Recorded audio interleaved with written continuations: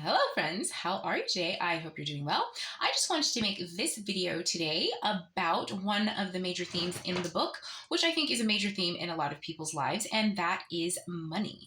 If you have been following along, you'll know that I mentioned before that my dad is downright obsessed with it to an obnoxious degree, and I also was put into religious education by my grandmother when I was very young. Those two factors led me to a life where I chose to serve God over money. I chose to serve my higher self over money. And I've been like that for basically my entire life. This has caused a great divide between myself and people in my family, specifically because most of them are downright obsessed with it. So much so that when it came down to the matter of inheritance with my grandmother on my father's side, her daughter kidnapped her essentially and assumed her identity so that she could take all of the portion for herself and leave none for myself and my dad. And that was not the first time that happened. 2 years prior, my mother's mother passed away, and she left money for her daughters, and all of her daughters, except for my mother, gave a portion of their inheritance to their children. My mom gave some to my half-sister. She didn't give any to me, which is basically the energy that she had for me my entire life.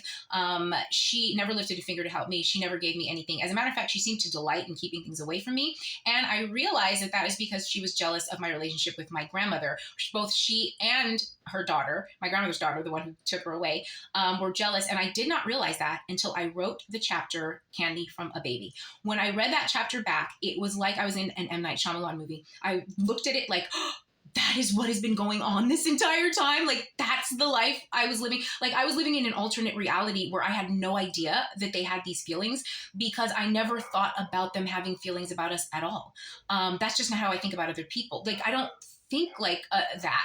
And if I see somebody in a good, positive anything, having fun or in a positive relationship, that's high vibrational. There's no way to even bring that down, and to add jealousy, like a negative energy to something high vibrational like that, I think it's a fool's errand anyway. And so I didn't vibe off that energy. But anyway, because of that, I was left in sort of a deficit and made homeless.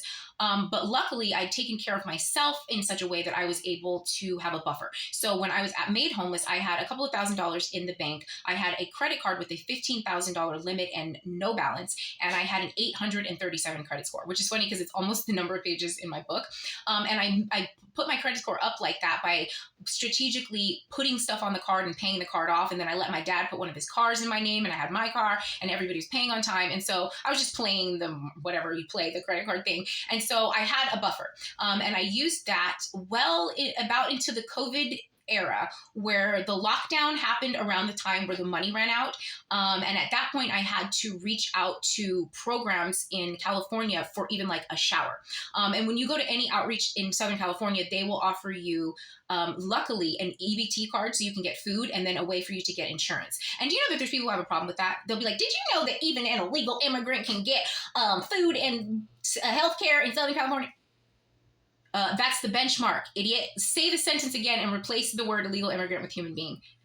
And then shut up, because that is how it should be, because there is enough of that kind of stuff to go around. And every state, Nevada sucks at this, and every state should be as evolved as California is. But aside from that, so that helped me tremendously. And then the government started handing out all these crazy stimulus checks, and I was totally staunchly opposed to it. Like, I didn't even believe in any of it. I wasn't paying attention. And finally, a guy was like, no, just sign up and they will send you this freaking money. There was homeless people in the who lived in the park who were getting this check. And so finally I did, and I'm very good with money. So I had that all the way until I got back to Las Vegas, where I was hit by a car and the guy was racing down the street. I made a video about it, and it was so flagrant that they just paid me the policy limits for that, which brings us here.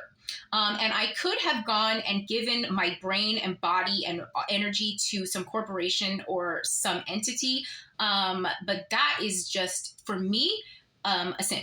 We are conditioned to think that is the way to go, but that is not necessarily the way for everybody. And I'm glad that I did something that can help everyone. I lived a life that was a lot more struggle, and it was a lot less glamorous, but in the end, it is a life that I believe created the book that can help, the book Dark World Light Work, that can help more than just myself. I could have gone to a job to help myself for a little while, or I could have done this to help everyone for a long time. And that is what I have done. Thank you. Love you.